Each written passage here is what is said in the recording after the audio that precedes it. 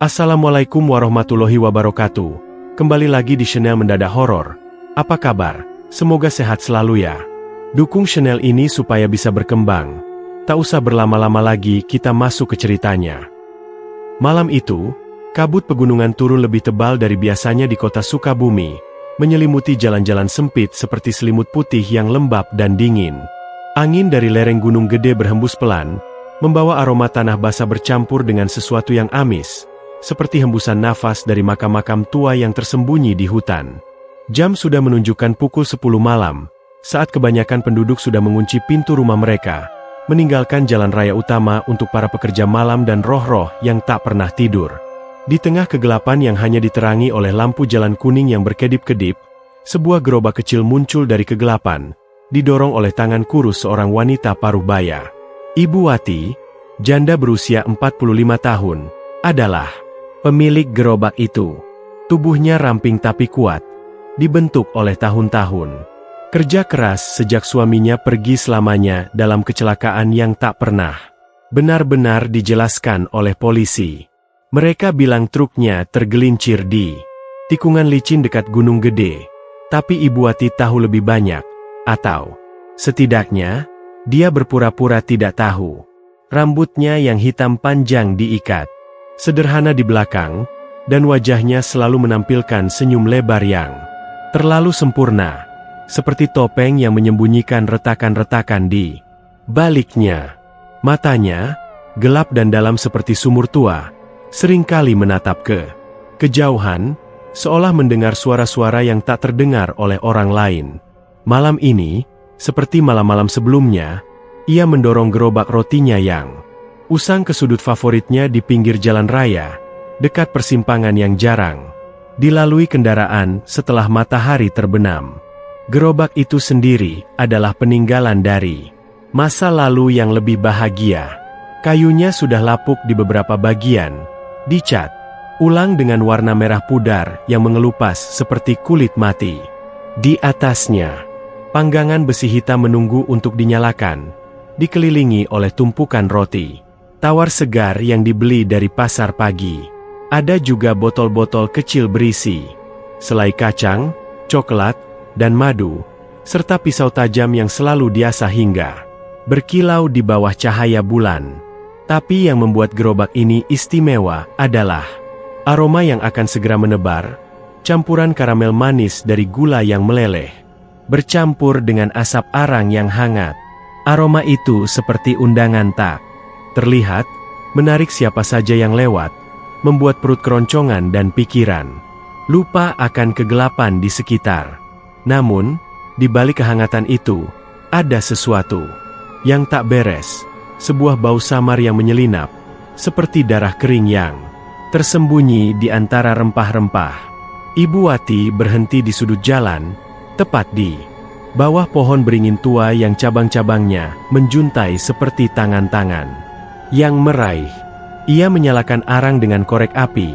Api kecil menyala dengan cepat, memantulkan cahaya oranye pada wajahnya yang pucat. Saat ia membalikkan roti di atas panggangan, bibirnya bergerak pelan, menggumamkan kata-kata yang tak jelas, seperti doa atau mantra kuno yang diwariskan dari nenek moyang. Angin malam berhembus lagi, membawa daun-daun kering berputar di tanah, dan untuk sesaat, suara angin itu terdengar seperti bisikan nama-nama orang yang hilang. Ibu Wati tak bergeming, ia hanya tersenyum lebih lebar, seolah suara itu adalah teman lama yang datang berkunjung. Harga rotinya murah meriah, tak masuk akal di tengah harga bahan bakar yang melambung, hanya Rp1.000 per potong, dengan tambahan selai gratis, supaya semua orang bisa makan. Katanya selalu pada pelanggan, tapi matanya berkata lain, seperti sedang menghitung sesuatu yang tak terlihat. Tak lama kemudian, pelanggan pertama malam itu muncul dari kabut. Ia adalah seorang pekerja pabrik bernama Pak Joko, pria berusia sekitar 40 tahun dengan badan bungkuk karena beban kerja shift malam di pabrik tekstil dekat sana. Wajahnya lelah, mata merah karena kurang tidur, dan seragamnya berbau keringat bercampur asap mesin. Ia berjalan pelan, sepatu botnya menggeser kerikil di trotoar, mencari sesuatu yang hangat untuk mengisi perut sebelum pulang ke rumah kontrakan kecilnya di pinggiran kota. "Malam, Bu," sapanya dengan suara serak, menghentikan langkah di depan gerobak. Ibu Wati mengangguk, senyumnya melebar hingga menampakkan gigi putih yang terlalu rapi. "Malam, Pak. Roti bakar spesial malam ini, hangat dan manis. Cuma 1.000, tambah selai coklat gratis." Pak Joko mengangguk lemah, mengeluarkan uang receh dari saku celananya. Ia tak sadar bahwa saat ia mendekat, kabut di sekitar gerobak seolah menebal, membentuk bentuk-bentuk samar seperti wajah-wajah yang mengawasi. Ibu Wati dengan cepat memanggang roti, pisau tajamnya memotong dengan presisi, dan saat gula meleleh menjadi karamel, aroma itu menyelimuti udara seperti jaring laba-laba. "Ini yang terbaik di Sukabumi," gumam Ibu Wati sambil menyodorkan roti panas itu. Pak Joko menggigit dengan lahap. Rasa manis itu meledak di lidahnya, lebih lezat daripada apapun yang pernah ia coba. Untuk sesaat, kelelahannya hilang, digantikan oleh kehangatan yang aneh, seperti api yang menyala di dalam dada. Tapi di balik kenikmatan itu, ada sesuatu yang menggelitik, sebuah rasa amis samar yang tersembunyi di antara manisnya, seperti darah yang dicampur dalam adonan. Saat Pak Joko menyantap, angin berhembus lebih kencang, membawa suara-suara halus dari pepohonan di belakang. Bisikan-bisikan samar, seperti nama-namanya sendiri yang diulang-ulang. "Joko, Joko." Ia menggelengkan kepala, mengira itu hanya imajinasi dari kelelahan. Ibu Wati mengawasinya dengan mata yang tak berkedip. Senyumnya tetap terpatri, tapi di balik itu, ada kilau kegelapan yang muncul sesaat, seperti mata binatang buas yang lapar. Pak Joko menelan gigitan terakhir, remah-remah. Roti menempel di bibirnya, dan ia merasa energi baru mengalir, tapi juga sebuah dingin yang menusuk tulang, seolah sesuatu telah merayap masuk ke dalam tubuhnya melalui makanan itu. "Enak sekali, Bu. Besok lagi ya," katanya sambil membayar dan berbalik pergi. Langkahnya lebih ringan tapi dengan firasat buruk yang tak bisa ia jelaskan. Ibu Wati mengangguk, membersihkan panggangan dengan kain lap, tapi matanya mengikuti bayangan Pak Joko yang menghilang ke dalam kabut. Malam semakin larut, dan suara angin semakin jelas. Bisikan-bisikan itu kini terdengar seperti tawa pelan dari kegelapan. Di lereng gunung gede yang jauh, makam-makam tua seolah bergoyang, menunggu kedatangan tamu baru. Gerobak tetap berdiri di sana. Aroma roti bakarnya menebar lagi, mengundang siapa saja yang berani mendekat. Tapi di balik kehangatan api panggangan, ada kegelapan yang haus, sebuah rahasia yang Ibu Wati simpan rapat-rapat, menunggu untuk memangsa. Kabut semakin tebal, menyembunyikan segala sesuatu, dan malam di Sukabumi baru saja dimulai, penuh dengan teror yang tak terlihat. Di sudut itu, Ibu Wati berdiri sendirian, tapi ia tak pernah benar-benar sendirian. Bayangan-bayangan samar mulai muncul di pinggir penglihatan, sosok-sosok pucat yang hanya bisa dilihat jika seseorang terlalu lama menatap kegelapan. Mereka adalah para pembeli sebelumnya, jiwa-jiwa yang terperangkap, menunggu untuk menyambut yang baru. Pak Joko, tanpa sadar, telah mengambil langkah pertama menuju nasib yang sama. Angin berhembus lagi, membawa dingin yang menusuk hingga ke sumsum tulang, dan Ibu Wati tersenyum, karena malam masih panjang, dan gerobaknya siap menyambut korban berikutnya. Andi menginjak pedal rem truknya dengan pelan, mesin diesel besar itu menderum pelan sebelum mati total di pinggir jalan raya Sukabumi yang sepi. Jam sudah menunjukkan pukul 11 malam, dan shift malamnya di gudang logistik baru saja berakhir setelah 12 jam penuh muatan berat dan jalan berliku. Tubuhnya yang tegap, berotot dari tahun-tahun mengangkat barang, terasa lelah hingga ke tulang. Usianya baru 30 tahun, tapi malam-malam seperti ini membuatnya merasa seperti pria tua. Keringat masih menempel di kaos oblongnya yang basah, bercampur dengan bau oli dan debu jalan. Ia menghela napas panjang, mematikan lampu kabin, dan melirik keluar jendela. Kabut pegunungan masih tebal, seperti di bab sebelumnya, tapi sekarang anginnya lebih kencang, membuat daun-daun pohon beringin di pinggir jalan bergoyang seperti tangan-tangan yang memanggil. Perutnya keroncongan, mengingatkannya bahwa ia belum makan sejak siang. Di depan, tak jauh dari persimpangan, cahaya oranye samar dari gerobak roti bakar menarik perhatiannya. Ia pernah mendengar tentang penjual janda itu dari rekan sopir lain.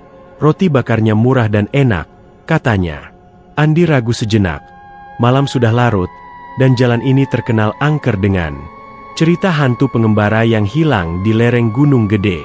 Tapi lapar mengalahkan segalanya. Ia turun dari truk. Sepatu botnya menginjak kerikil. Dengan suara kresak yang bergema di kegelapan. Udara dingin menusuk kulitnya, membuat bulu kuduknya berdiri. Ada aroma manis yang menebar dari gerobak, campur dengan sesuatu yang aneh, seperti amis basah yang tersembunyi di balik karamel. Gerobak itu berdiri di sudut yang sama seperti biasa, panggangannya menyala dengan api kecil yang menari-nari.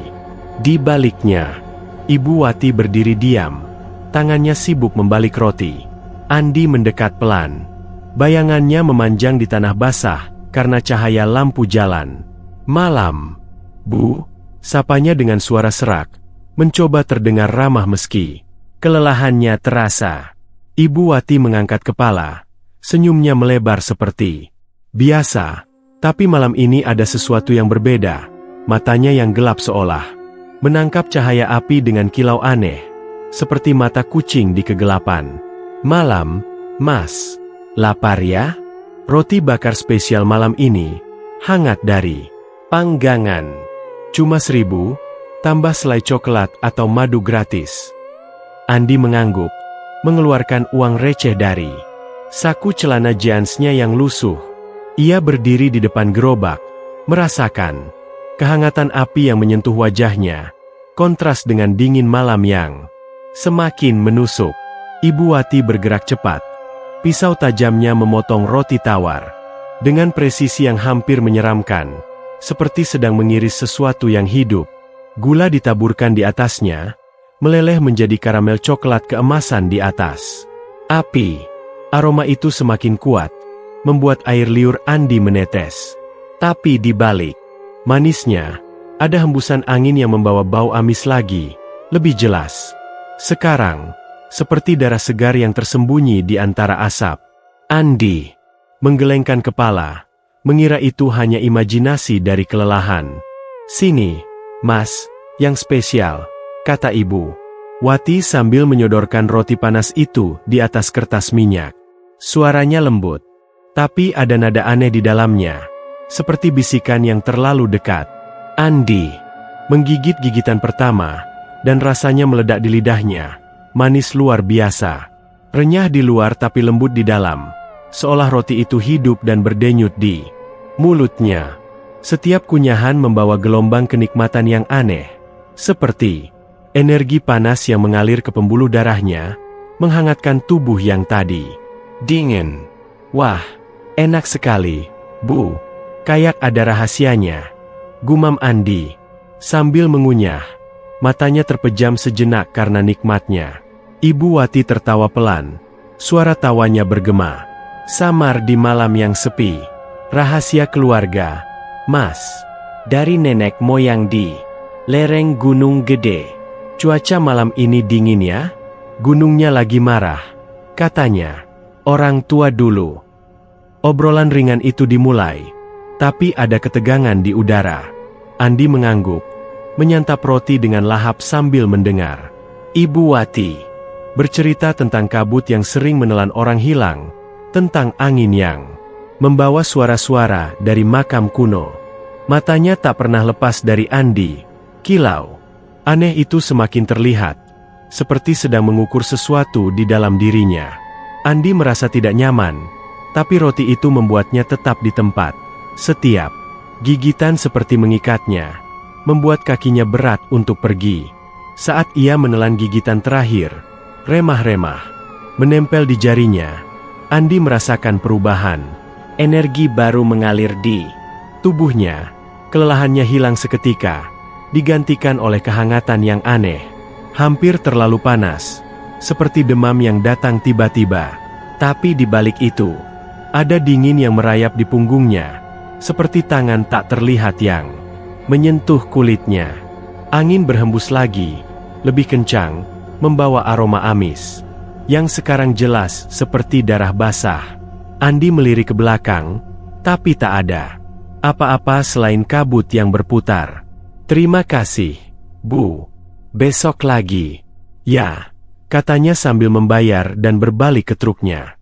Langkahnya terasa lebih ringan, tapi firasat buruk mulai muncul. Saat ia naik ke kabin truk, mesin menyala dengan derum. Pelan, Andi melirik ke kaca spion. Ibu Wati masih berdiri di sana. Senyumnya tak pudar. Matanya mengikuti truk yang menjauh. Di kegelapan, seolah ada bayangan samar di sekitar gerobak.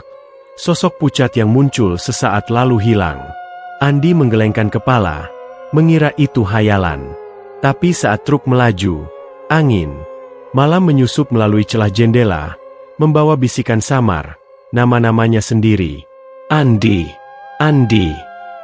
Suara itu terdengar seperti dari angin, atau mungkin dari dalam kepalanya sendiri. Rumah Andi tak jauh, sebuah kontrakan kecil di pinggiran Sukabumi. Tapi malam ini jalan terasa lebih panjang. Lampu jalan berkedip-kedip, membuat bayangan pohon menari seperti makhluk hidup. Di dalam truk, aroma roti masih menempel di tangannya, tapi sekarang bercampur dengan bau amis yang semakin kuat. Andi mencoba menyalakan radio, tapi hanya suara statis yang keluar, seperti jeritan samar dari jauh. Ia tiba di rumah, mematikan mesin, dan masuk ke kamar yang gelap. Tubuhnya terasa penuh energi, tapi tidurnya tak tenang. Mimpi samar mulai muncul, tentang hutan gelap dan suara-suara yang memanggil. Di luar jendela, angin terus berhembus, membawa rahasia dari gerobak Ibu Wati yang tak pernah ia sadari. Pagi harinya, Andi bangun dengan rasa haus yang aneh, bukan haus air, tapi haus akan roti bakar itu lagi. Ia menggelengkan kepala, mencoba melupakan, tapi di cermin, matanya terlihat lebih gelap, seperti ada bayangan di dalamnya. Kunjungan pertama itu seharusnya biasa saja. Tapi malam di Sukabumi punya cara sendiri untuk mengikat jiwa, dan Andi baru saja mengambil umpan pertama. Hari-hari berikutnya berlalu seperti kabut yang tak pernah benar-benar hilang di Sukabumi. Andi kembali ke rutinitasnya sebagai sopir truk, mengangkut barang dari gudang ke berbagai kota di sekitar pegunungan. Tapi ada yang berubah sejak malam pertama, ia mencicipi roti bakar Ibu Wati. Setiap sore, saat matahari mulai condong ke barat dan bayangan pohon-pohon memanjang seperti jari-jari kurus, pikirannya melayang ke gerobak itu. Rasa manis karamel yang melekat di lidahnya seperti kenangan yang tak mau pergi, membuatnya gelisah sepanjang hari. Ia mencoba mengabaikannya, makan makanan lain di warung pinggir jalan, tapi tak ada yang bisa menyamai kelezatan itu, seolah roti biasa terasa hambar, seperti abu di mulut. Malam pertama setelah kunjungan itu, Andi mencoba menahan diri. Ia pulang langsung ke kontrakan, mandi air dingin untuk menyegarkan tubuh, dan makan mie instan sederhana. Tapi saat jam menunjukkan pukul 10, perutnya bukan hanya keroncongan, ada tarikan aneh di dada, seperti kait yang menariknya keluar. Angin malam mulai bertiup melalui celah jendela, membawa aroma samar karamel dari jauh, seolah gerobak Ibu Wati memanggilnya. Andi bergidik, tapi akhirnya menyerah. Ia naik ke truknya, mesin menderum pelan di kegelapan, dan melaju ke sudut jalan raya itu lagi. Kabut malam ini lebih pekat, membuat lampu depan truk seperti mata yang menyipit di kegelapan. Saat ia tiba, gerobak sudah berdiri di sana. Api panggangannya menyala seperti mata merah yang mengawasi. Ibu Wati menyambutnya dengan senyum yang sama, lebar dan tak berubah, seolah ia sudah tahu Andi akan datang. Kembali lagi, Mas? Sudah kangen ya sama rotinya? Katanya sambil membalik roti di panggangan. Suaranya lembut, tapi ada nada menggoda di dalamnya, seperti bisikan angin yang tahu rahasia. Andi mengangguk malu-malu, memesan porsi yang lebih besar kali ini. Saat gigitan pertama menyentuh lidahnya, sensasi itu kembali, manis yang meledak, hangat yang mengalir ke seluruh tubuh. Tapi, sekarang lebih kuat, seperti obat yang membuatnya ketagihan. Setiap kunyahan membuatnya lupa akan kelelahan hari itu, tapi juga membawa getaran samar di dada, seperti denyut jantung yang tak sinkron dengan miliknya sendiri.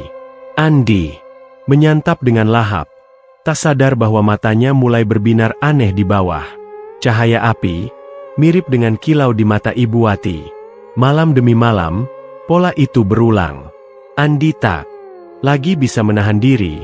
Gerobak itu menjadi pemberhentian wajib setelah shift.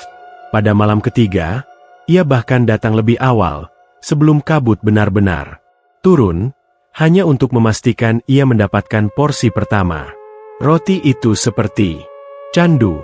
Setiap kali ia makan, energinya melonjak, tapi setelahnya, ada kekosongan yang lebih dalam, membuatnya haus akan lebih banyak lagi. Ibu Wati selalu ada di sana, mengobrol ringan tentang hal-hal sepele, cuaca yang semakin dingin, cerita hantu di lereng gunung gede yang katanya sering menelan pendaki. Hati-hati ya, Mas, gunung itu punya mata, katanya suatu malam, sambil menyodorkan roti dengan tangan yang dingin seperti es. Andi tertawa, tapi tawa itu terdengar hampa di telinganya sendiri. Pada malam kelima, saat kabut begitu tebal, hingga menelan suara kendaraan yang lewat, Andi bertemu dengan Budi, sahabat lamanya sesama sopir truk. Budi, pria berusia 28 tahun dengan badan lebih gemuk, dan tawa yang selalu meledak, kebetulan lewat setelah shiftnya. Mereka sudah berteman sejak sekolah, berbagi cerita tentang jalanan berliku dan istri-istri yang menunggu di rumah. Endut, lama gak ketemu, seru Budi sambil memarkir motornya di pinggir jalan. Suaranya memecah keheningan malam. Andi, yang sedang menyantap roti, melambai dengan mulut penuh. Sini, coba ini, Bud. Roti bakar terbaik di Sukabumi. Murah lagi. Budi mendekat, hidungnya mengendus aroma karamel yang menebar. Wah, baunya mantap. Oke deh, satu porsi, Bu. Katanya pada Ibu Wati, yang tersenyum lebih lebar lagi, matanya menyipit, seperti sedang menilai mangsa baru. Mereka duduk di trotoar basah, menyantap, bersama sambil tertawa tentang cerita lama, kecelakaan konyol di jalan, gadis-gadis di warung kopi. Budi menggigit roti dengan rakus, matanya melebar, karena nikmatnya. Gila, Endut, ini enak banget, kayak ada sihirnya. Andi mengangguk, tapi saat itu juga, getaran di dadanya muncul lagi, lebih kuat, seperti tangan dingin yang meremas jantungnya setiap kali ia menelan. Iya, melirik Budi, yang tampak bahagia, tapi ada firasat buruk yang merayap di pikirannya, seperti bayangan hitam yang muncul di pinggir penglihatan. Mereka terus mengobrol, angin malam bertiup, pelan membawa daun-daun kering berputar di sekitar mereka. Ibu Wati membersihkan panggangan di belakang, gumamannya samar seperti mantra yang tak jelas. Andi merasa tubuhnya panas dari dalam, tapi dingin dari luar, seolah sesuatu sedang mengikatnya, menariknya lebih dalam ke dalam kegelapan. Saat Budi menyelesaikan rotinya, remah-remah menempel di janggutnya, ia menepuk bahu. Andi, besok lagi ya, Endut, ini bikin ketagihan. Andi tersenyum, tapi senyum itu terasa paksa. Mereka berpisah, Budi naik motor dan menghilang. Ke kabut, suara knalpotnya memudar seperti jeritan yang tertelan. Pulang ke kontrakan, Andi merasa gelisah. Kamarnya yang kecil, dengan dinding retak dan lampu redup, terasa lebih sempit. Malam ini, ia berbaring di kasur tipis, tapi tidur tak kunjung datang. Angin di luar jendela berhembus kencang, membawa suara-suara aneh, like desauan daun yang terdengar seperti nama-nama yang dibisikkan. Akhirnya, ia terlelap, tapi mimpi datang seperti banjir gelap. Ia melihat dirinya berjalan di hutan lereng gunung gede, pohon-pohon tinggi menjulang seperti penjaga raksasa, cabang-cabangnya meraih seperti cakar. Bayangan hitam merayap di antara akar-akar, bentuknya samar tapi menyeramkan, seperti sosok manusia yang cacat, dengan mata yang berlubang. Suara bisikan semakin jelas, kembali, kembali. Andi terbangun dengan keringat dingin, jantungnya berdegup kencang. Bulu kuduknya merinding, dan untuk pertama kalinya, ia merasa tak sendirian di kamar, seolah ada sesuatu yang mengawasi dari sudut gelap. Pagi harinya, Andi mencoba melupakan mimpi itu, tapi getaran di dada tetap ada, seperti pengingat yang tak mau hilang. Ia tahu, ia akan kembali ke gerobak malam nanti, tak bisa menolak tarikan itu. Sukabumi. Malam semakin dingin, dan rahasia di balik roti Ibu Wati mulai menampakkan. Taringnya mengikat Andi lebih erat dalam jaring yang tak terlihat. Malam itu, kegelapan di kontrakan Andi terasa lebih pekat dari biasanya, seolah kabut dari luar telah merembes masuk melalui celah-celah dinding kayu yang rapuh. Jam dinding menunjukkan pukul 2 pagi, saat dunia luar Sukabumi tenggelam dalam keheningan yang hanya dipatahkan oleh hembusan angin sporadis dari lereng gunung gede. Andi terbaring di kasur tipisnya, tubuhnya basah oleh keringat dingin yang menempel seperti lapisan es tipis. Napasnya tersengal, dadanya naik turun cepat, seolah baru saja lari dari sesuatu yang tak terlihat.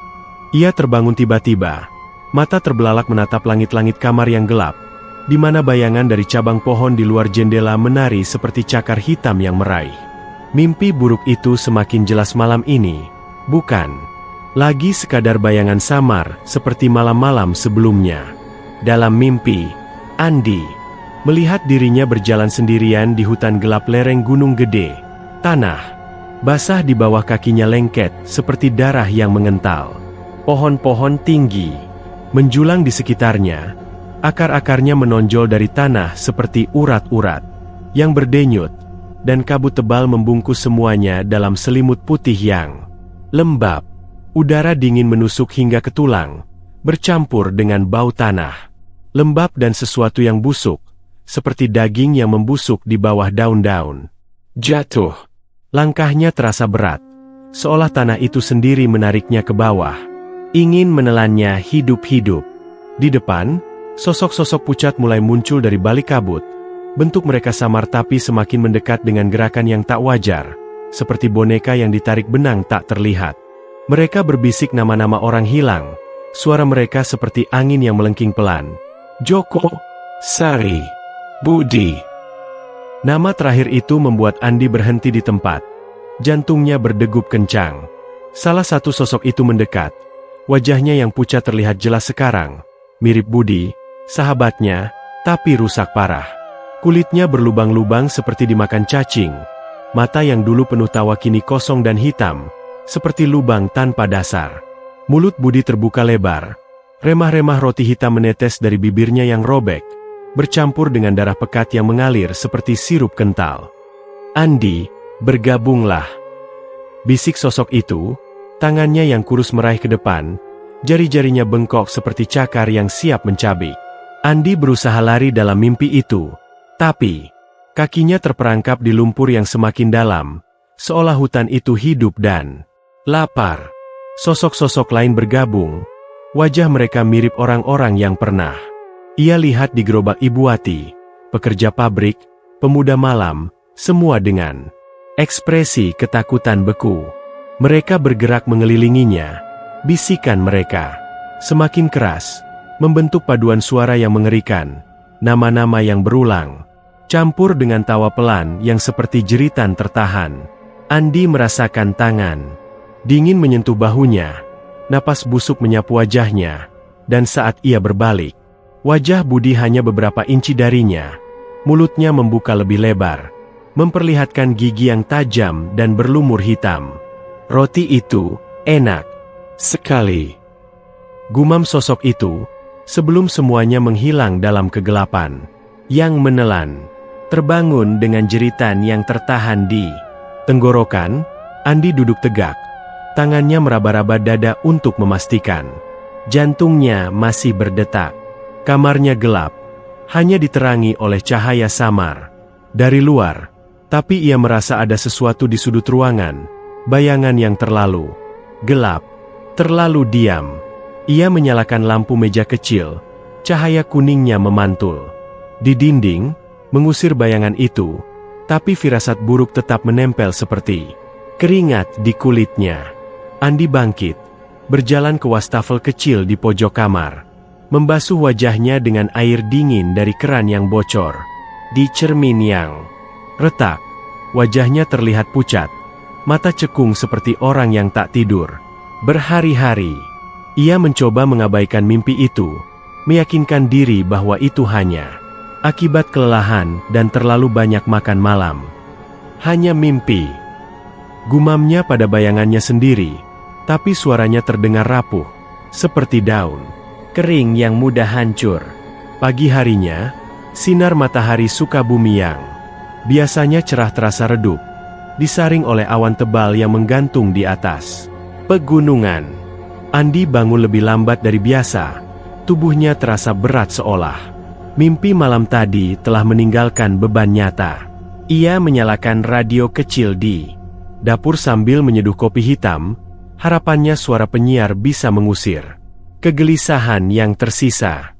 Lagu-lagu pop lokal mengalun pelan, diikuti berita pagi yang biasa, cuaca dingin, lalu lintas macet di jalan utama. Tapi kemudian, suara penyiar berubah serius. Pagi ini, warga Sukabumi dikejutkan dengan penemuan mayat seorang pria di Sungai Cikundul. Korban yang diidentifikasi sebagai Pak Joko, seorang pekerja pabrik berusia 40 tahun, ditemukan dengan kondisi mengenaskan. Tubuhnya mengapung di air dangkal, wajah pucat pasi, dan mulut penuh remah roti yang berlumur darah hitam pekat. Polisi menduga kematian tidak wajar, mungkin keracunan, tapi belum ada petunjuk lebih lanjut. Ini adalah kasus hilang keempat dalam bulan ini di sekitar lereng Gunung Gede. Andi membeku, cangkir kopi di tangannya hampir jatuh. Nama Pak Joko terdengar familiar. Ia ingat pria itu, pelanggan pertama, yang disebutkan di gerobak Ibu Wati, meski ia tak pernah bertemu langsung. Tapi, detailnya, remah roti berlumur darah hitam. Itu mirip dengan mimpi malam tadi. Dengan wajah Budi yang robek dan mulut penuh remah hitam. Andi mematikan radio. Tangannya gemetar. Udara di dapur terasa lebih dingin, seolah angin dari gunung telah menyusup masuk. Ia melirik keluar jendela, di mana kabut pagi masih bergantung di pepohonan, dan untuk sesaat, ia melihat bayangan samar di antara daun-daun, bentuk manusia yang pucat, menghilang saat ia berkedip. Sepanjang hari, berita itu menghantui Andi, seperti bayangan yang tak mau pergi. Di gudang logistik, saat mengangkat barang-barang berat, pikirannya melayang ke mimpi dan berita radio. Rekan kerjanya memperhatikan wajahnya yang pucat, tapi Andi hanya menggelengkan kepala, bilang ia kurang tidur. Tapi dalam hati, ia tahu ada hubungan, roti Ibu Wati, mimpi buruk, dan sekarang kematian misterius. Saat istirahat siang, ia duduk di bangku kayu di luar gudang. Angin siang bertiup membawa bau tanah basah, dan bisikan samar terdengar lagi di telinganya. Nama-nama hilang, termasuk Budi. Andi menggelengkan kepala keras, tapi suara itu tetap ada, seperti gema dari hutan gelap. Sore menjelang malam, Andi pulang dengan truknya. Jalan berliku di pinggir pegunungan terasa lebih angker. Lampu jalan mulai menyala, cahayanya kuning pudar di tengah kabut yang mulai turun lagi. Di kontrakan, ia mencoba tidur lebih awal, Tapi kegelapan malam membawa mimpi yang sama, lebih intens. Sosok Budi mendekat lagi, cacing-cacing kecil merayap dari lubang di wajahnya, dan bisikan semakin jelas, "Kamu berikutnya." Andi terbangun lagi, kali ini dengan luka gores kecil di lengan, seolah cakar dari mimpi telah menjadi nyata. Bulan di luar jendela bersinar pucat, menerangi kamar dengan cahaya yang dingin, dan Andi tahu, mimpi buruk ini bukan sekadar mimpi, itu adalah peringatan dari kegelapan yang haus di lereng Gunung Gede. Pagi berikutnya setelah malam bersama Budi di gerobak Ibu Wati, Andi bangun dengan perasaan tak enak yang menempel seperti kabut lembab di kulitnya. Matahari Sukabumi bersinar lemah melalui jendela kontrakan, tapi udara terasa berat, seolah awan gelap dari Gunung Gede telah merembes ke dalam kamar. Ia meraih ponsel di samping kasur, layarnya retak di sudut dari jatuh tempo hari, dan mencari nama Budi di daftar kontak. Jarinya menekan tombol panggil, suara nada tunggu bergema pelan di telinganya, seperti detak jam yang lambat. Tak ada jawaban. Andi coba lagi, kali ini meninggalkan pesan suara. "Bud, kemarin malam asyik ya? Lo kemana? Balas dong." Ia meletakkan ponsel, mencoba meyakinkan diri bahwa Budi mungkin masih tidur atau sibuk dengan shift pagi. Tapi firasat buruk mulai merayap, seperti serangga kecil yang bergerak di bawah kulit.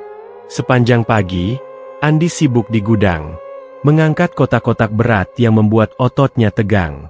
Pikirannya tak bisa lepas dari Budi, sahabat yang selalu ada, dengan tawa meledak dan cerita konyol tentang perjalanan truknya. Mereka sudah seperti saudara, berbagi rokok di pinggir jalan dan curhat tentang hidup yang keras. Tapi hari ini, ponsel Andi tetap diam, tak ada balasan. Saat istirahat siang, di bawah pohon rindang dekat gudang, Andi coba telepon lagi. Nada tunggu berdering panjang, kemudian Voi cemai lagi. "Bud, lo sakit apa? Gue khawatir nih." Angin siang bertiup pelan, membawa daun-daun kering berputar di tanah, dan untuk sesaat, suara angin itu terdengar seperti desahan napas yang lelah. Andi menggelengkan kepala, tapi perutnya mual, seolah ada sesuatu yang salah di dunia ini. Sore harinya, setelah shift berakhir lebih awal karena hujan deras yang tiba-tiba mengguyur, Andi memutuskan untuk mampir ke rumah Budi. Rumah itu sebenarnya kontrakan kecil di kampung pinggiran Sukabumi, dekat sungai kecil yang sering banjir saat musim hujan. Jalan menuju sana berbatu dan licin, truk Andi bergoyang-goyang seperti kapal di ombak. Hujan reda saat ia tiba, meninggalkan genangan air yang memantulkan cahaya senja yang merah darah. Rumah Budi tampak sepi, pintu depan setengah terbuka. Angin menyusup melalui celah membuat daun pintu berderit pelan seperti keluhan. Andi turun dari truk. Sepatu botnya menginjak lumpur basah, dan memanggil, "Bud, lo di dalam?" Tak ada jawaban, hanya suara tetesan air dari atap yang bocor. Ia mendorong pintu dengan hati-hati. Kayu tua itu berderak seperti tulang yang retak. Di dalam, ruangan utama gelap dan pengap. Cahaya senja menyusup melalui jendela kotor, menciptakan bayangan panjang di lantai semen yang dingin. Bau amis menyambutnya seketika, bau yang sama seperti dalam mimpi buruknya, seperti ikan busuk bercampur darah kering. Andi menutup hidung dengan lengan baju, matanya menyipit menyesuaikan dengan kegelapan. Kamar Budi di belakang, pintunya terbuka lebar, dan di sana, kekosongan menyapa. Seperti lubang hitam, kasur tipis berantakan, selimut kusut seperti ditinggalkan dalam tergesa-gesa. Meja kecil di sudut penuh debu, gelas kopi setengah penuh dengan cairan hitam yang sudah berjamur. Tak ada tanda Budi, ponselnya hilang, baju-bajunya masih tergantung di lemari kayu yang reot. Tapi ada sesuatu yang aneh. Remah-remah roti di lantai, berwarna gelap seperti darah yang mengering. Andi berlutut, jarinya menyentuh remah. Itu lengket dan dingin, meninggalkan noda hitam di kulitnya. Bau amis semakin kuat di sini, seolah berasal dari dinding-dinding yang lembab. Ia bangkit, hati berdegup kencang, dan mencari petunjuk lain. Di bawah kasur, ia menemukan sepatu bot Budi, masih berlumpur dari malam sebelumnya, tapi tak ada jejak. Pergi. Bud, lo kemana sih? Gumam Andi, suaranya bergema hampa di ruangan kosong. Di luar, angin mulai bertiup lagi, membuat jendela bergetar seperti ada yang mengetuk dari luar. Andi keluar dari rumah, napasnya pendek, dan langsung menuju kantor polisi terdekat, sebuah bangunan kecil di pusat kampung, dengan lampu neon yang berkedip-kedip. Di sana, seorang polisi berbadan gemuk dengan kumis tebal mendengarkan ceritanya sambil mencatat di buku lusuh. Hilang. Ya? Sudah berapa lama? Tanyanya dengan suara bosan. Andi jelaskan. Semuanya, malam digerobak, telepon tak dijawab, rumah kosong. Polisi menggelengkan kepala. Mungkin kabur, Mas. Banyak yang begitu di sini. Masalah utang atau cewek. Kami catat. Tapi tunggu 48 jam dulu baru resmi. Hilang. Andi protes, tapi polisi hanya mengangkat bahu. Gunung gede. Banyak cerita. Tapi kebanyakan orang dewasa hilang karena pilihan sendiri. Andi pergi dengan amarah mendidih, tapi juga ketakutan yang semakin dalam. Ia tahu Budi bukan tipe kabur. Ia punya keluarga, pekerjaan, mimpi sederhana tentang beli truk baru. Malam itu, kembali di kontrakan, Andi tak bisa tidur. Ia duduk di kursi kayu reot, menatap ponsel yang tetap diam, harap ada pesan dari Budi. Hujan mulai lagi, deras mengguyur atap seng, suaranya seperti ribuan jari yang mengetuk. Angin berhembus lebih kencang dari biasa, menyusup melalui celah jendela, membawa dingin yang menusuk hingga ke sumsum. Andi bangkit, menutup jendela rapat, tapi suara tak berhenti.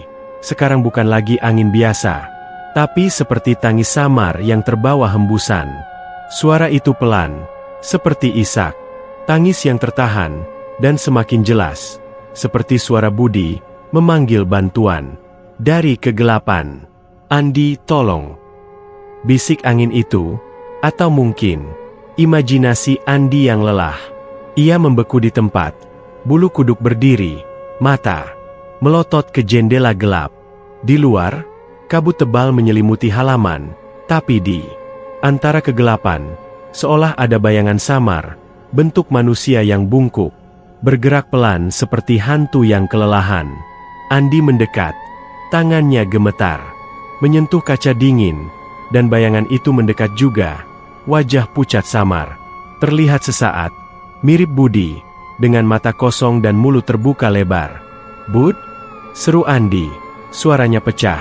Tapi angin berhembus lagi, membawa tangis yang lebih jelas, dan bayangan hilang seperti asap. Andi mundur, jatuh ke kasur, tubuhnya gemetar. Ia tahu ini bukan halusinasi, ada sesuatu yang salah.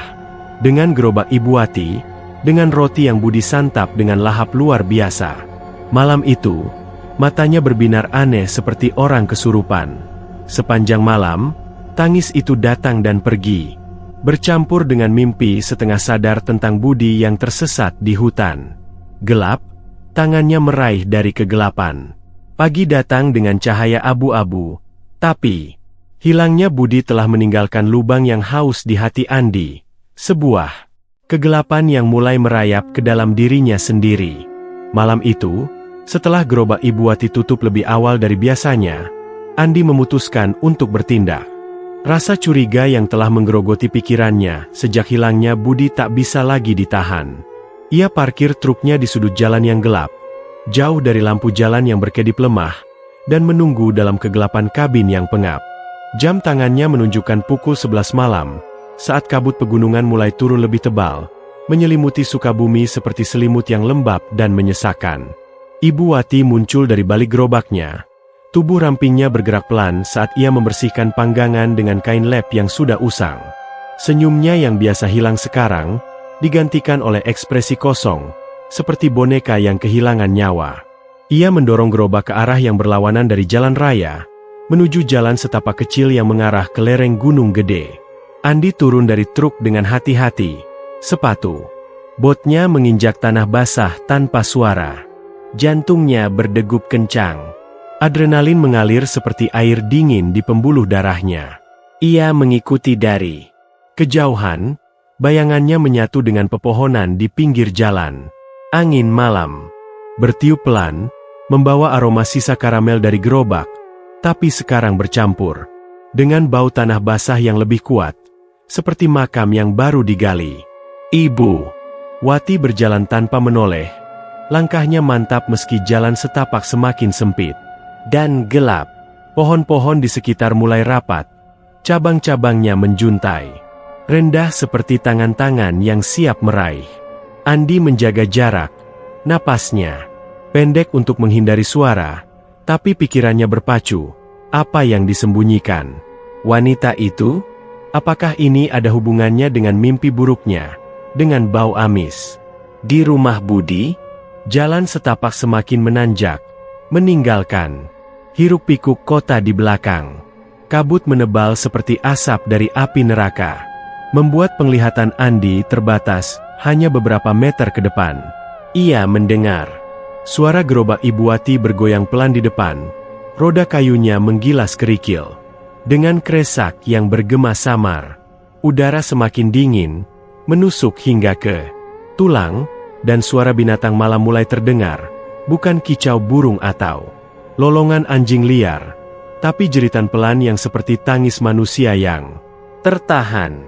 Andi berhenti sejenak, bulu kuduknya berdiri, tapi ia melanjutkan. Tangannya meraba pohon untuk penyangga. Di bawah kakinya, tanah lembek, seperti spons yang penuh air, dan setiap langkah meninggalkan jejak yang seolah disedot kembali oleh bumi. Tak lama kemudian, Ibu Wati berhenti di sebuah persimpangan kecil, di mana jalan setapak bercabang ke hutan yang lebih lebat. Ia meninggalkan gerobak di sana, terkunci dengan gembok sederhana, dan melanjutkan berjalan sendirian ke arah lereng yang lebih curam. Andi mendekat pelan, bersembunyi di balik semak belukar yang basah oleh embun. Ia melihat jejak kaki kecil di tanah, jejak Ibu Wati, kecil dan rapi, tapi di sekitarnya ada sesuatu yang aneh. Bau amis yang semakin kuat, seperti ikan mati yang dibiarkan membusuk di bawah sinar bulan. Bau itu menyengat hidungnya, membuat perutnya mual, dan Andi ingat bau serupa di mimpi buruknya, di rumah Budi yang kosong. Apa yang dibawa wanita itu ke sini setiap malam? Apakah ini tempat dia menyembunyikan rahasia hilangnya orang-orang? Andi melanjutkan mengikuti. Jalan semakin sulit. Akar pohon menonjol seperti ular yang siap menggigit, dan kabut sekarang seperti tirai putih yang bergerak sendiri. Suara jeritan binatang semakin dekat, tapi sekarang terdengar seperti suara manusia. Isak tangis pelan, diikuti desahan napas yang berat. Andi menggelengkan kepala, mencoba meyakinkan diri bahwa itu hanya burung malam atau angin yang bermain trik. Tapi hati nuraninya bilang lain. Ada sesuatu yang salah di hutan ini, sesuatu yang haus dan kuno. Ia merasakan getaran di dada lagi, seperti dari malam-malam sebelumnya, tapi sekarang lebih kuat, seolah jantungnya dipukul dari dalam oleh tangan tak terlihat. Langkahnya melambat, tapi rasa ingin tahu, atau mungkin kutukan, mendorongnya maju. Di depan, Ibu Wati menghilang ke balik tikungan, dan Andi mempercepat langkah. Saat ia melewati semak tebal, daun-daun basah menyentuh wajahnya seperti jari-jari dingin yang lembek. Bau amis sekarang menyengat seperti pukulan, bercampur dengan aroma dupa yang samar, seperti yang dibakar di makam. Andi melihat jejak kaki lagi, kecil dan dalam, seolah Ibu Wati berjalan dengan beban berat. Di samping jejak itu, ada tetesan cairan gelap di tanah, seperti darah yang mengental. Tapi saat Andi menyentuhnya, itu lengket dan berbau amis, meninggalkan noda hitam di jarinya, yang tak mudah hilang. Jantungnya berdegup lebih kencang, suara detaknya bergema di telinganya seperti drum perang. Tiba-tiba, bisikan mulai terdengar dari pepohonan di sekitar. Awalnya samar, seperti angin yang melewati daun, tapi semakin jelas, nama-namanya sendiri. Andi, Andi. Diulang-ulang, dengan nada yang pelan dan haus, seperti panggilan dari makam. Andi berhenti, tubuhnya kaku, mata melotot ke kegelapan. Suara itu datang dari segala arah, dari balik pohon, dari atas cabang, bahkan dari bawah tanah. Andi, datanglah. Bisik itu lagi, sekarang seperti suara Budi yang tertahan, penuh rasa sakit. Andi menutup telinga, tapi suara itu tetap ada, merayap masuk. Kepikirannya seperti cacing. Ia melirik ke belakang, jalan pulang tertutup. Kabut tebal, seolah hutan telah menutup dirinya sendiri, menjebaknya di dalam. Ia melanjutkan dengan langkah gemetar. Tangannya meraba pisau lipat di saku celana untuk rasa aman palsu. Kabut semakin tebal, membuatnya tersandung akar yang tak terlihat, dan setiap kali jatuh, tanah terasa hangat seperti tubuh yang baru mati. Suara binatang, atau apapun itu, sekarang seperti jeritan yang tertahan, diikuti tawa pelan yang mengerikan, seperti anak kecil yang bermain di kegelapan. Andi merasakan sesuatu mengintai dari balik pepohonan, bayangan samar yang bergerak paralel. Dengannya, tinggi dan kurus, dengan mata yang berkilau sesaat di cahaya bulan yang menyusup. Ia berhenti lagi, napasnya tersengal, dan bisikan semakin dekat. Andi, terlalu dekat kembali. Tapi ia tahu, mundur berarti menyerah, dan Budi mungkin ada di depan, dalam kegelapan yang haus itu. Lereng semakin curam, Andi memanjat dengan tangan dan kaki, tanah lembek menempel di pakaiannya seperti lumpur hidup. Bau! Amis sekarang tak tertahankan, seperti sungai darah yang mengalir di dekatnya. Ia mendengar suara langkah Ibu Wati di depan, pelan tapi pasti, dan bisikan. Nama-namanya semakin keras, membuat kepalanya sakit seperti dipukul. Sesuatu menyentuh bahunya, daun atau tangan, dan Andi berbalik cepat, tapi tak ada apa-apa selain kabut yang berputar. Jantungnya berdegup seperti mau meledak, seolah ada sesuatu yang siap menerkam jika ia terlalu dekat dengan rahasia itu. Hutan ini hidup, haus akan jiwa, dan Andi tahu ia telah memasuki wilayah yang tak seharusnya. Akhirnya, di puncak lereng kecil, Andi melihat cahaya samar, mungkin lilin atau api kecil, di balik pepohonan. Ibu Wati ada di sana, tapi bisikan sekarang seperti jeritan di telinganya. Andi, lari. Ia mundur selangkah, tapi tanah bergoyang pelan, seolah bumi sendiri bernapas. Malam di Gunung Gede semakin gelap, dan penyelidikan Andi baru saja menjadi jebakan yang mengerikan. Andi akhirnya tiba di puncak lereng kecil itu. Napasnya tersengal-sengal setelah perjalanan melelahkan melalui hutan yang semakin lebat. Kakinya gemetar karena dingin yang menusuk, tapi juga karena firasat buruk yang semakin kuat seperti racun yang merayap di darahnya. Di depannya, makam keramat kuno terbentang seperti luka terbuka di lereng Gunung Gede, sebuah area datar kecil yang dikelilingi batu-batu tua berlumut, berdiri tegak seperti penjaga neraka yang sudah lapuk oleh waktu. Batu-batu itu berukir simbol-simbol aneh, garis-garis melengkung yang tampak seperti mata yang mengawasi, dan di tengahnya ada altar batu besar, permukaannya hitam legam seperti darah yang mengering. Udara di sini lebih berat, penuh dengan bau amis yang menyengat, bercampur aroma tanah basah dan sesuatu yang membusuk, seperti mayat yang tak pernah benar-benar dikubur. Ia bersembunyi di balik semak belukar tebal. Tubuhnya merunduk rendah agar tak terlihat. Kabut malam menebal seperti napas makhluk raksasa, menyembunyikan segala sesuatu kecuali cahaya samar dari bulan yang menyusup melalui pepohonan. Andi mendengar suara langkah pelan, Ibu Wati mendekat dari jalan setapak, tubuhnya yang ramping muncul dari kegelapan. Seperti hantu yang bangkit dari mimpi buruk, wanita itu tak lagi tersenyum. Seperti digerobak, wajahnya sekarang tegang, matanya gelap dan fokus, seolah sedang mendengar panggilan dari dunia lain. Ia membawa tas kain kecil dari Dalamnya ia keluarkan dupa panjang yang baunya menyengat saat dinyalakan. Aroma kayu manis bercampur belerang, yang segera menyebar seperti asap beracun. Ibu Wati berlutut di depan altar batu. Lututnya menyentuh tanah lembek yang seolah berdenyut pelan di bawahnya. Tangan kurusnya menyentuh permukaan altar, jari-jarinya melacak ukiran kuno dengan gerakan ritualis. Andi menyipitkan mata, jantungnya berdegup seperti palu di dada, saat wanita itu mulai menggumamkan kata-kata aneh, bahasa yang tak dikenalnya, tapi terdengar seperti doa yang dipenuhi kutukan. Suara itu pelan pada awalnya, seperti bisikan angin, tapi semakin keras, bergema di antara batu-batu makam, seperti gema dari jurang dalam. Arwah leluhur, terima tumbal ini, berikan kekayaan yang tak pernah habis.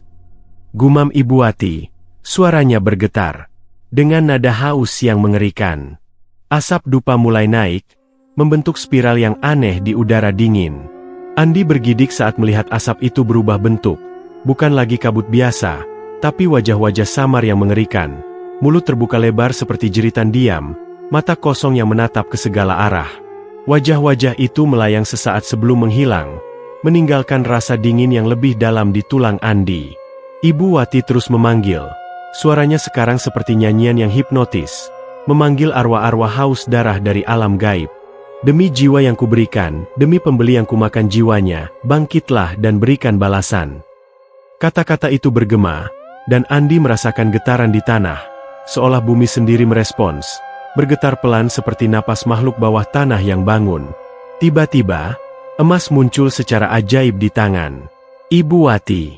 Awalnya hanya kilau samar, tapi kemudian keping-keping emas kecil jatuh dari udara kosong, seperti hujan yang tak wajar, mendarat di telapak tangannya yang terbuka. Emas itu berkilau di bawah cahaya bulan, tapi ada sesuatu yang salah. Permukaannya berdenyut pelan, seperti daging hidup, dan baunya amis, seperti darah yang dicampur logam. Ibu Wati tersenyum sekarang. Senyum yang dingin dan puas, tapi matanya tetap gelap, seolah sedang menjanjikan lebih banyak jiwa untuk ditukar. Andi menahan napas, tubuhnya kaku karena ketakutan, saat ia menyadari ini adalah pesugihan, ritual kuno yang diceritakan orang tua di Sukabumi, di mana kekayaan ditukar dengan nyawa manusia. Tapi kegelapan baru saja dimulai. Dari tanah di sekitar altar, bayangan hitam mulai merayap keluar seperti asap yang hidup. Mereka muncul dari celah-celah batu, gelap dan pekat, bergerak pelan seperti ular yang kelaparan.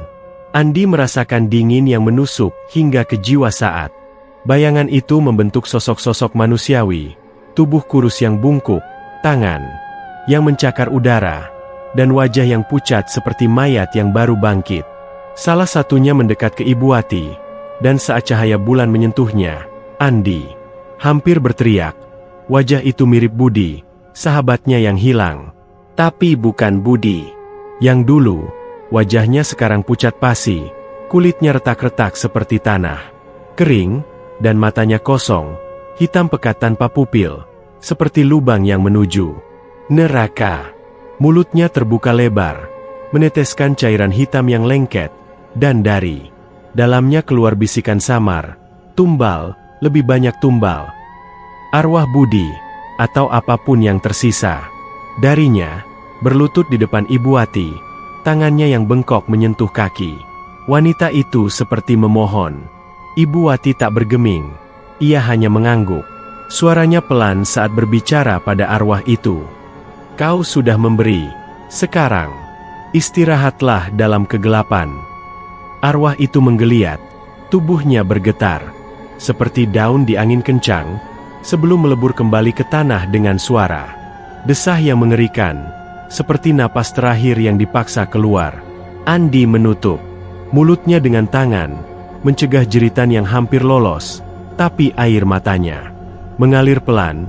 Budi, sahabat yang selalu tertawa, kini menjadi hantu yang terperangkap, budak dari pesugihan yang haus. Lebih banyak bayangan muncul, sosok-sosok lain. Yang Andi kenali dari mimpi buruknya. Pak Joko dengan wajah berlubang, seorang wanita muda dengan mata menonjol, semua dengan ekspresi penderitaan abadi. Mereka berputar di sekitar altar, bisikan mereka semakin keras, nama-nama. Pembeli yang hilang diulang seperti mantra kutukan. Ibu Wati berdiri sekarang. Tangannya penuh emas yang berkilau, tapi matanya menatap ke arah semak tempat. Andi bersembunyi, atau mungkin hanya kebetulan?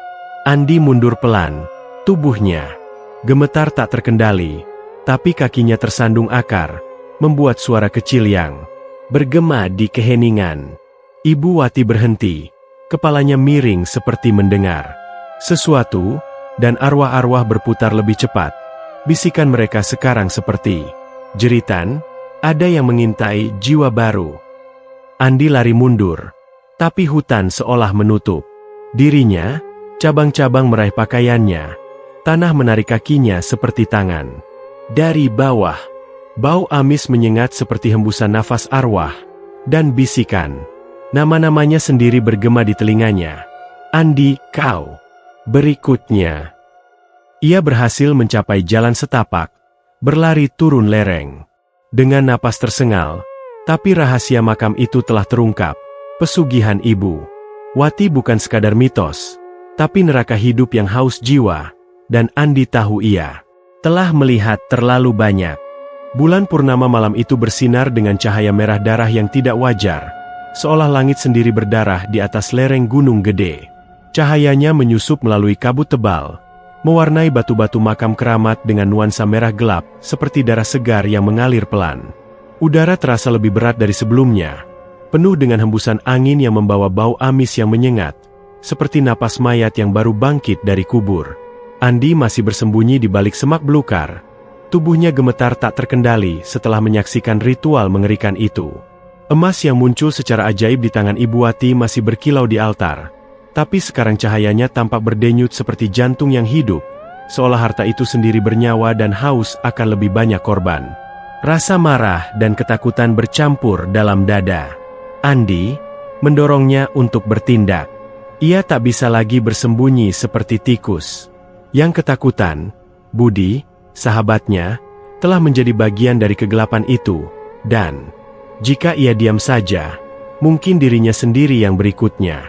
Dengan napas tersengal, Andi bangkit dari persembunyiannya. Kakinya melangkah maju meski tanah lembek seolah menariknya ke bawah. Daun-daun basah menyentuh kulitnya, seperti jari-jari dingin yang lembek, dan angin berhembus lebih kencang, membawa bisikan samar yang seperti nama-namanya sendiri diulang dengan nada haus. Ibu Wati, seru Andi, suaranya pecah di keheningan malam. Bergema di antara batu-batu makam seperti jeritan yang tak diinginkan. Ibu Wati berhenti seketika, tubuhnya yang ramping berbalik pelan, seperti ular yang siap menyergap.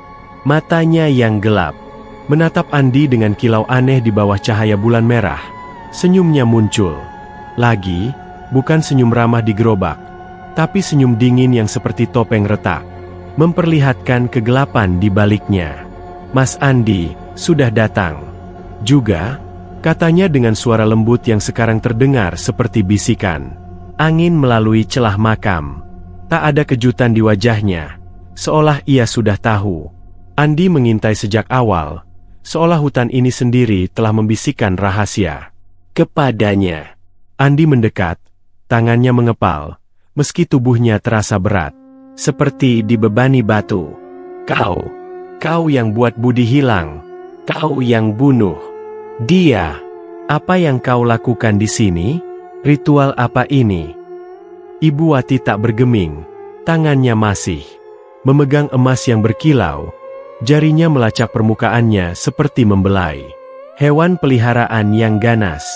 Ia tertawa pelan.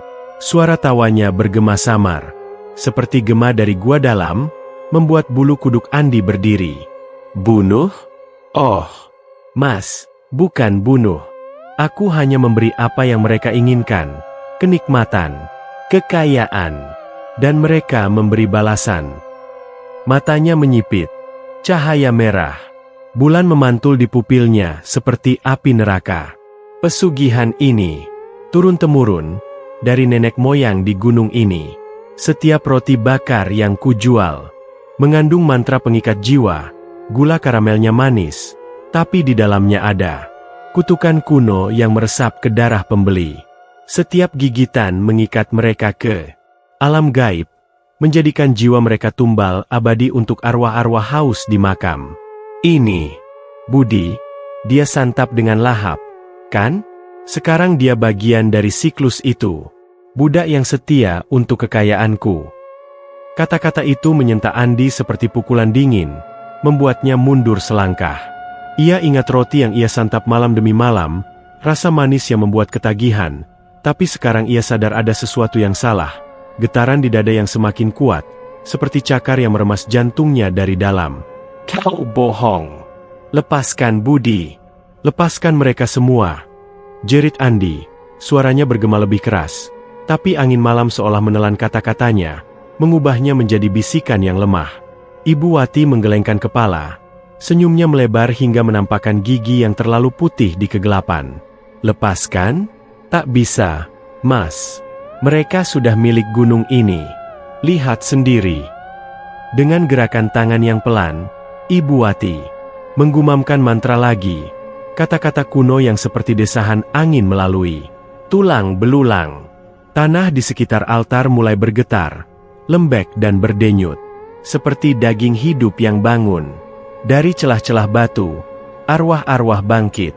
Lagi, bayangan hitam yang merayap keluar seperti asap beracun, membentuk sosok-sosok pucat yang mengerikan.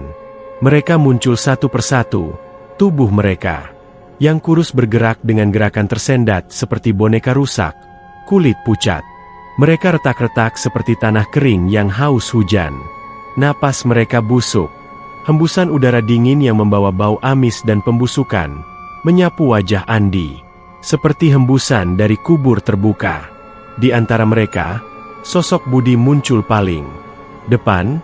Wajahnya yang dulu ramah sekarang rusak parah. Mata kosong hitam pekat. Mulut robek meneteskan cairan hitam yang lengket, seperti darah mengental. Tangan Budi mencakar udara. Jari-jarinya bengkok dan tajam seperti cakar binatang buas, meninggalkan goresan tak terlihat di angin. Andi, bergabunglah. Bisik arwah Budi. Suaranya seperti gema dari sumur dalam, penuh rasa sakit dan haus yang tak berujung. Andi mundur. Tubuhnya terasa lumpuh. Tapi arwah-arwah lain mendekat juga. Pak Joko dengan wajah berlubang, seperti dimakan cacing. Seorang pemuda dengan mata menonjol penuh darah. Semua dengan ekspresi penderitaan abadi yang seperti jeritan diam. Mereka berputar, mengelilingi Andi. Tangan-tangan dingin mereka menyentuh kulitnya, meninggalkan sensasi terbakar yang dingin, seperti es yang membakar daging. Andi merasakan kutukan mulai merasuki tubuhnya. Awalnya hanya getaran di dada, tapi sekarang seperti ular yang merayap di pembuluh darahnya, membuat tubuhnya terasa berat seperti ditarik ke dalam tanah yang lapar. Kakinya tenggelam pelan ke lumpur lembek, seolah bumi membuka mulutnya untuk menelannya hidup-hidup. Tidak, lepaskan aku, jerit Andi. Tangannya meraih udara, tapi arwah Budi mendekat lebih dekat. Napas busuknya menyapu wajah Andi, membuat matanya perih dan penglihatan kabur. Ibu Wati berdiri di belakang, senyumnya tetap dingin, matanya menyaksikan dengan kepuasan seperti penyihir yang menonton korban terakhirnya. Kau sudah santap rotiku, Mas. Kutukan sudah di dalammu. Sebentar lagi, kau akan seperti Budi, tumbal abadi, jiwa yang haus selamanya. Angin berhembus lebih kencang, membawa jeritan samar dari arwah-arwah yang berputar lebih cepat, membentuk lingkaran kegelapan. Di sekitar Andi, bulan merah darah di atas seolah tertawa, cahayanya memantul di mata kosong arwah, membuat mereka tampak lebih hidup atau lebih mati. Andi berjuang, tangannya meraih batu altar untuk penyangga. Tapi permukaannya panas, seperti besi membara. meninggalkan luka bakar di telapaknya. Rasa sakit itu nyata, tapi lebih dari itu, ada dingin yang merayap ke jiwanya, membuat pikirannya dipenuhi bisikan.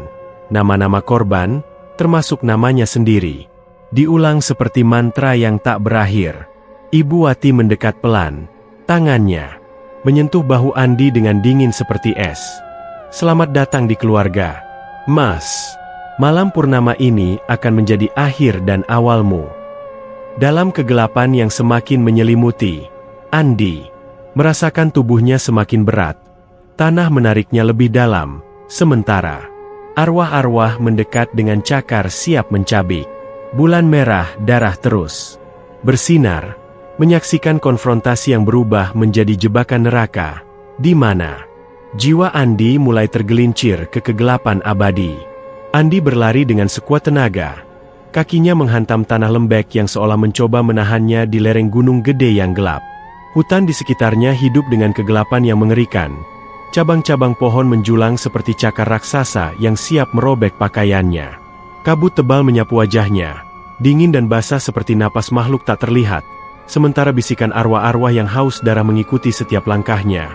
"Andi, jangan pergi, bergabunglah." Suara itu, campuran jeritan dan tawa pelan, bergema di telinganya seperti serangga yang merayap di dalam tengkorak. Bulan purnama merah darah di atas menyinari jalan setapak dengan cahaya yang membuat bayangan pohon tampak seperti sosok-sosok pucat yang bergerak di pinggir penglihatan. Tubuh Andi terasa berat, seolah kutukan yang disebut Ibu Wati telah meresap ke dalam tulangnya. Setiap langkah terasa seperti melawan lumpur hidup yang menariknya ke bawah, ke dalam bumi yang lapar. Luka gores muncul di lengannya, entah dari ranting atau cakar arwah yang mengejar, luka-luka kecil yang mengeluarkan darah hitam pekat, lengket seperti getah dan berbau amis seperti remah roti di mimpi buruknya. Napasnya tersengal, dadanya sesak seperti diremas tangan tak terlihat, tapi ia terus berlari, didorong oleh rasa takut yang lebih kuat dari kelelahan. Di belakang, suara langkah pelan tapi pasti terdengar, entah Ibu Wati atau arwah budi, atau sesuatu yang lebih tua dan lebih haus dari keduanya. Hutan semakin lebat. Akar-akar pohon menonjol dari tanah seperti urat yang berdenyut, membuat Andi tersandung berulang kali. Setiap kali ia jatuh, tanah terasa hangat dan lembek, seperti daging yang baru dipotong, dan tangannya yang menyentuhnya kembali berlumur darah hitam yang tak wajar. Ia melihat ke belakang, hanya untuk menangkap sekilas sosok-sosok pucat yang meluncur di antara pohon. Budi dengan mata kosong, Pak Joko dengan wajah berlubang, dan lainnya yang tak dikenalnya. Semua dengan tangan terulur dan mulut terbuka lebar meneteskan cairan hitam. "Andi, kau milik kami," bisik mereka. Suara mereka menyatu dengan angin yang bertiup kencang, membawa bau busuk yang membuat perut Andi mual. Jalan setapak yang ia lalui tadi malam seolah telah berubah. Jalur yang tadinya lurus kini berbelok-belok seperti labirin, membingungkan arahnya. Andi merasa hutan ini hidup, menutup jalur pulang untuk menjebaknya dalam pelukan kegelapan. Ia mencoba berteriak, meminta tolong, tapi suaranya tertelan oleh kabut, berubah menjadi desahan lemah yang seperti ejekan. Rasa dingin di dadanya semakin kuat, seperti ular yang merayap di pembuluh darahnya, membuat setiap langkah terasa seperti perjuangan melawan tubuhnya sendiri. Ia ingat kata-kata Ibu Wati, "Kutukan sudah di dalammu." Apakah roti yang ia santap selama ini benar-benar telah mengikat jiwanya ke pesugihan itu? Akhirnya, setelah apa yang terasa seperti berjam-jam, Andi tersandung keluar dari hutan, jatuh ke tanah berkerikil di pinggir jalan raya. Truknya masih ada di sana, berdiri sepi di bawah lampu. Jalan yang berkedip lemah. Ia merangkak menuju pintu, tangannya gemetar saat membuka kunci, dan masuk ke kabin yang dingin. Mesin menyala dengan derum pelan, tapi saat ia melirik ke kaca spion, jantungnya hampir berhenti. Bayangan Budi berdiri di belakang truk, tubuhnya yang pucat diterangi cahaya bulan. Matanya hitam pekat menatap langsung ke arah Andi. Andi menginjak gas, truk melaju dengan cepat, meninggalkan bayangan itu, tapi bisikan tetap mengikuti. Bergema di dalam kepalanya, "Kau tak bisa lari." Sampai di kontrakan kecilnya di pinggiran Sukabumi, Andi mengunci pintu dengan tangan gemetar, napasnya masih tersengal. Kamarnya terasa lebih gelap malam ini, meski lampu neon kecil menyala di sudut.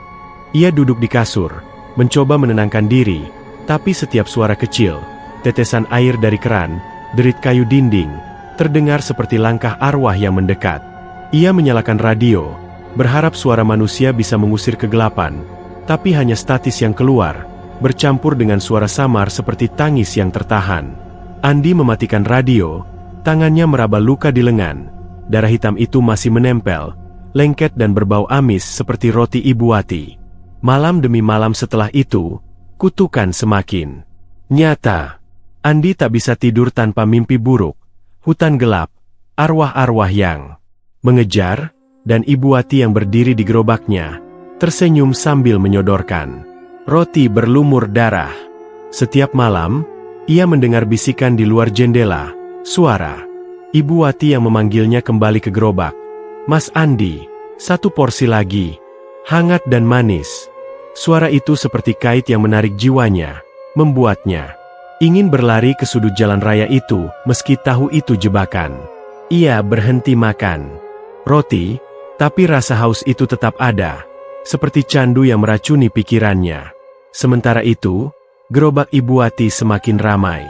Di sudut jalan yang sama, di bawah pohon beringin yang cabang-cabangnya seperti tangan yang meraih, pembeli baru datang setiap malam, pekerja malam, pemuda yang lapar. Semua terpikat oleh aroma karamel yang tak bisa ditolak. Mereka tak tahu bahwa setiap gigitan adalah langkah menuju kegelapan, bahwa remah-remah roti itu mengikat jiwa mereka ke makam keramat di lereng gunung. Emas terus mengalir ke tangan Ibu Wati. Gerobaknya kini penuh dengan harta yang muncul dari udara. Kosong, tapi matanya tetap gelap. Haus akan lebih banyak jiwa. Ia berdiri di balik panggangan, senyumnya tak pernah pudar, sementara arwah-arwah budaknya berputar di sekitar, tak terlihat oleh mata manusia biasa. Andi, di kontrakannya, mulai merasakan dirinya memudar. Tubuhnya masih hidup, tapi jiwanya terasa seperti ditarik keluar, sepotong demi sepotong, ke dalam kegelapan yang sama yang menelan budi. Ia melihat ke cermin, dan wajahnya kini pucat, matanya cekung dengan lingkaran hitam, seperti arwah yang ia lihat di makam. Luka-luka di lengannya tak sembuh, terus mengeluarkan darah hitam yang berbau amis, dan setiap malam, ia merasa lebih lemah, seperti lilin yang meleleh perlahan. Bisikan Ibu Wati semakin keras di kepalanya, memanggilnya kembali ke gerobak, dan Andi tahu, ia sedang menjadi tumbal berikutnya, jiwa yang akan terperangkap dalam siklus abadi. Pesugihan itu. Malam terakhir, Andi duduk di sudut kamar, memeluk lutut, mendengar angin yang membawa tangis budi dan nama-namanya. Sendiri, ia tak bisa melawan lagi. Kutukan telah mengakar terlalu dalam.